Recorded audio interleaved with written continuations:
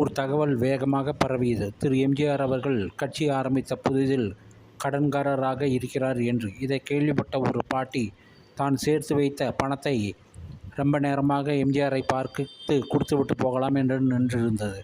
இதை அறிந்த எம்ஜிஆர் அந்த பாட்டியை கூப்பிட்டு என்ன விவரம் என்று கேட்டார். அதற்கு அந்த பாட்டி, நீ ரொம்ப நல்லவர், அதனால் நீ கடனாளியாக இருக்கிறாய் என்று கேள்விப்பட்டேன். ஆதலால் நான் சேர்த்து வைத்த பணத்தை அனைத்தும் உன்னிடம் கொடுத்துவிட்டு போகலாம் என்று ரொம்ப நேரமாக காத்து இருக்கிறேன் என்று கூறிவிட்டு தான் சேர்த்து வைத்த பணத்தை அனைத்தையும் எம்ஜிஆரிடம் கொடுத்தது. இதை பார்த்த எம்ஜிஆர் நெகிழ்ந்து போனார்.